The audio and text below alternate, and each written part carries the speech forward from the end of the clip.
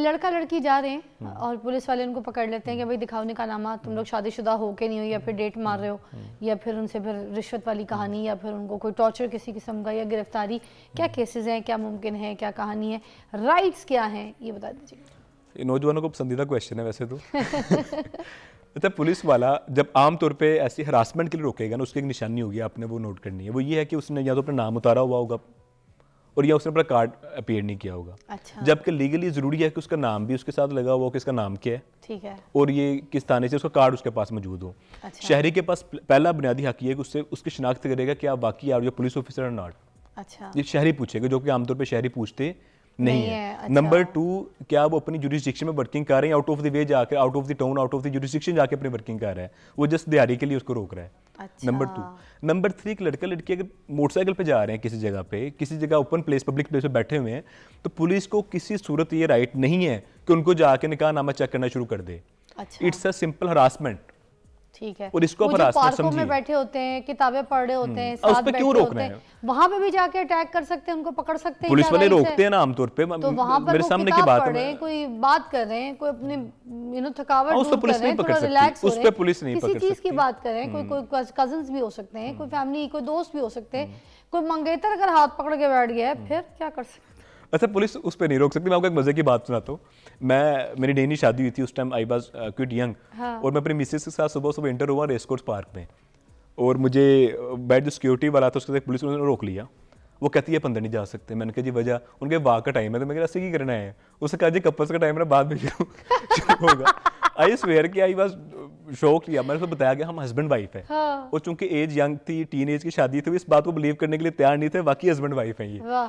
तो अगर आपको रेस कोर्स पार्क में रोका जा सकता है, और लाहौर के अंदर, लाहौर के सेंटर में, तो फिर तो आपको कहीं भी रोका जा सकता है। लेकिन ये रोकना गलत है और ये हरासमेंट है। आप इस पे भी उसके खिलाफ एप्लीकेशन मूव कर सकते हैं हरासमेंट की। मंगेतर हाथ पकड़ के बैठ सकता है पार्क में। ओके, चले जी, इजाजत है, बैठिए बैठिए। ये बताइए, एक कॉल शामिल करते हैं। हमारे पास वाहिद है हैदराबाद से। अस्सलाम वालेकुम।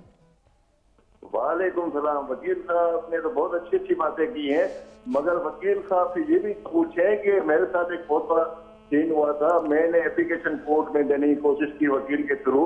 तो वकील साहब ने एप्लीकेशन ली और बड़ी बड़ी फीसों का मुताबला, फिर एक तारीख पे तारीख, फिर वो थाने वालों को बुलाया, उनसे रिपोर्ट ली, फिर उन्होंने कहा। तो वकील ने तो कोई इतना बड़ा किरदार अदा नहीं किया, वो तो वकीलों ने तो वहां से मार्केट लगाई हुई है पैसों की। तो ये कैसे ये ऐसे बहुत वचन करवा रहे हैं? बात तो सही है, और ये हो जाएगा वकील, बड़ी मेहरबानी। सही कह रहे हैं। अच्छा देखिए कि जब आप किसी भी लॉयर को एंगेज करते हैं, आप एक वकालतनामा साइन करते हैं, उसमें कुछ टर्म्स एंड कंडीशंस होती हैं कि आप इनको क्या क्या पावर्स दे रहे हैं, क्या क्या सर्विसेज के बदले, मतलब जो भी आपका कमिटमेंट है। अगर आप समझते हैं कि आपके साथ ज्यादती होगी और उस लॉयर ने आपके साथ नाजायज़ फीस ले ली है, आपके साथ कुछ ज्यादती कर दी है, उसका भी एक प्लेटफॉर्म है जिसको हम बार काउंसिल कहा जाता है। सिंध में सिंध बार काउंसिल है, पंजाब में पंजाब बार काउंसिल है। अब वहाँ पे उनके खिलाफ भी एप्लीकेशन मूव कर सकते हैं। यानी ऐसा नहीं कि यहाँ पे किसी के ऊपर चेक नहीं है। मैं फिर से कहता हूँ, कंप्लाइंस होने की अलग बात है, कानून ना होना अलग बात है। हमारे यहाँ लॉ बेहतरीन मौजूद हैं, बेहतरीन लॉज हमारे पास मौजूद है, कंप्लाइंस नहीं ये इशू है।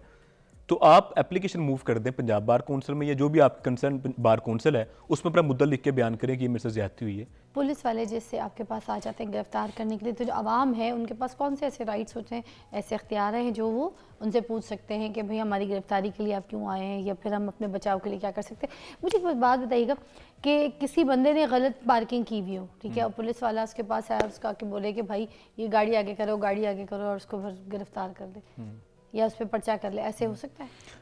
अच्छा देखिए कि आमतौर पर नोयत यहाँ तक आती नहीं कि उसको ट्रैफिक की वायलेशन के ऊपर गिरफ्तारी की हद तक नौबत है। अच्छा, ये दो चीज़ें अलग-अलग हैं।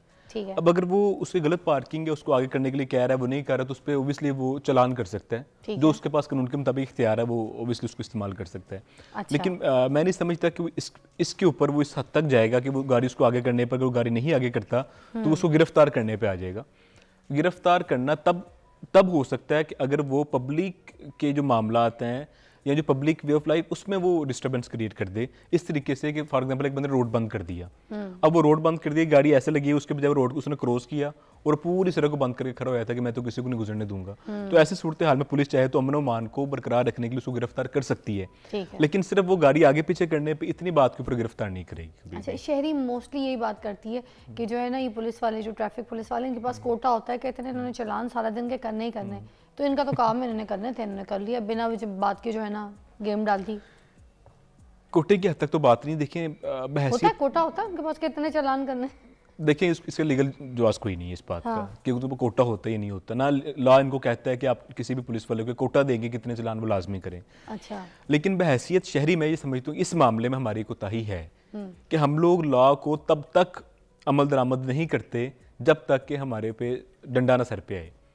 और ये हमारी एक पाकिस्तानी कह लें कि हमारी आदत बन चुकी है कि जब तक लाइट एक सिग्नल रेड लाइट है, हम देखें अगर तो वार्डन वहाँ पे खड़ा हुआ है तो हम उस पर रुकेंगे, अगर वार्डन नहीं है तो हम गुजर जाएंगे। हम डंडे के मुसाफिर हो रहे हैं। ये एग्जैक्टली हमारी नेचर बन चुकी है। कॉल कराची से शामिल करते हैं। अस्सलाम वालेकुम याहिया। वालेकुम सलाम फिजा, माशाल्लाह लेकिन वो स्मार्ट थी भाई। Thank you. आपके वकील साहब से सलाम हो। देखिए मेरे घर में 2-3 क्वेश्चन है जो मैं पूछना चाहता हूँ। एक तो मुझे पूछना है कि जो राइट, ये वारंट इश्यू करने का राइट किसके पास होता है, ये तो ये मेरा सवाल है। दूसरा मेरा सवाल ये कि जो मैंने देखिए हम दुनिया भर के चैनल हम देखते हैं, एक अमेरिका में एक लॉ होता है कि जब किसी को गिरफ्तार करते हैं तो उसको 3 राइट्स पढ़ के सुनाए जाते हैं। ठीक है। अगर आप अपने अटॉर्नी को बुलाने का आपका हक है, आप जो बोलेंगे आपके खिलाफ कानून कोर्ट में यूज हो सकता है, और आपका हक है कि आप चुप भी रह सकते हैं, आप अपने वकील के सामने बयान दें। तो हमारे यहाँ कोई कानून है जिससे किसी को जब किसी को गिरफ्तार किया जाता है तो उसके राइट को सुनाए जाए, क्योंकि वहाँ जज में पूछा जाता है कि आपको इसने राइट सुनाए कि नहीं सुनाए। एक क्वेश्चन मेरा है। दूसरा क्वेश्चन ये है कि जो हम अगर किसी भी अगर आप किसी कंप्लेन करता है किसी के बारे में और उसको पुलिस में या कंप्लेन करता है FIR कटवाने के लिए, तो क्या मतलब उसको शवाइद चाहिए कि FIR किसी की भी कैसे कट सकती है? What is the reason, what is the basic reason for cutting the FIR? ये मेरा क्वेश्चन है। Thank you so much. Very nice जी बैरिस्टर साहब। अच्छा देखिए, जो पहला क्वेश्चन है ना, ये हमारे यहाँ भी लॉ इसी तरह ही है। अलग बात है कि उसका कंप्लाइंस है या नहीं है।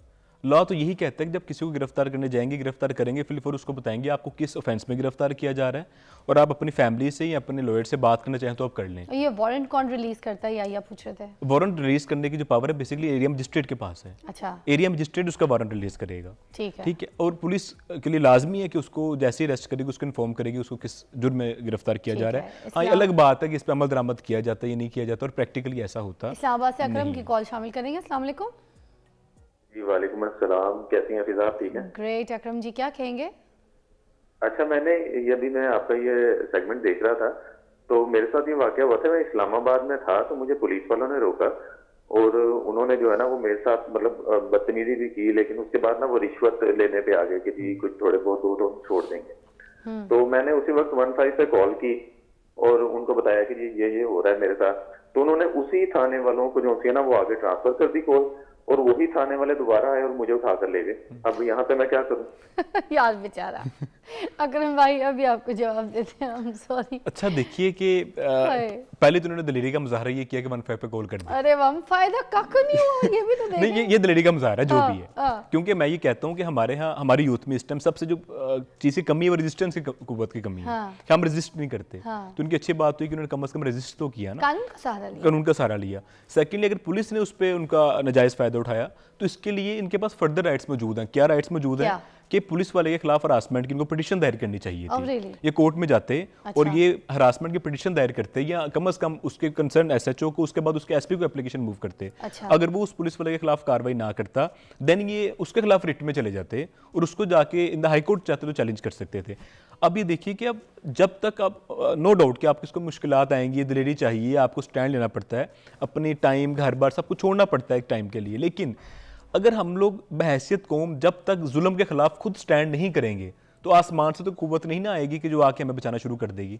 सबसे पहले हमें बहैसियत कौम स्टैंड लेना पड़ेगा अपने राइट्स के लिए। अब इसके ये कानून का सहारा ले रहे हैं, ठीक है, कौन से तरीके से जा रहे हैं ये तरीका पहले आप बता दीजिए, और उसके बाद फिर वो रिजल्ट इनको किस टाइम तक मिलेगा, इनको इंसाफ कब तक मिलेगा? बिकॉज एज यू सेड कि पाकिस्तान है तो फिर मिलेगा भी इंसाफ या नहीं? मैं कहता हूँ इंसाफ का 50% तो आपने तभी इंसाफ पा ली जब आप उसके खिलाफ खड़े हो गए। अच्छा, इंसाफ के खिलाफ खड़े होना ज्यादा इंसाफ होता है। अच्छा, अदालत का दरवाजा खटखटाना है पहली बात तो ये है। उसके बाद आपको 2 तरीकाकार मैं फिर से अर्ज कर दूं। पहले तो आपको उसके ऊपर जो भी कंसर्न ऑफिसर बैठा हुआ है, जो SP है, आप उसको एप्लीकेशन उसके खिलाफ मूव करें और उसमें उसको बताएं कि मेरे साथ ये ज्यादती की गई। नंबर 2, अब को समझ आती है कि वहाँ पे मेरे लिए दाद रसी नहीं मिल रही मुझे वहाँ पे, देन आप कोर्ट मूव करें। अब कोर्ट में भी आपके पास दो रास्ते हैं, एक तो आप डिस्ट्रिक्ट एंड सेशन कोर्ट में जाएंगे, वहां जाके उसके खिलाफ हरासमेंट की पिटीशन दायर कर सकते हैं उस पुलिस वाले के खिलाफ। सेकेंडली जो आपने एप्लीकेशन मूव की थी कंसर्न एसपी को, उसकी बेस के ऊपर आप हाई कोर्ट में जाके रिट दायर कर सकते हैं और आप हाई कोर्ट से डायरेक्शन ले लें उस एसपी पे कि जो आपके नीचे कांस्टेबल जिसने इस साइल के साथ ज्यादती की थी, आप इसके खिलाफ कानूनी कार्रवाई जो भी कानून कहते हैं उसके मुताबिक लेके। अच्छा देखिए कि कानून में तो सच है, इसकी कोई कोर्ट फीस तो है नहीं कि हम कहें कि जी अदालत के कितने पैसे हमें दे दें, ऐसे सचेज नहीं है। अब आपको उसमें जो ट्रैवलिंग कॉस्ट हो सकता है, आप शायद कि आपकी अगर आप लॉ नहीं जानते तो आपको जो लीगल फीस हो सकती है इस हद तक हो सकता है, और मैं समझता हूँ कि बहुत ज़्यादा अमाउंट नहीं है, बड़ी एक नॉमिनल अमाउंट है।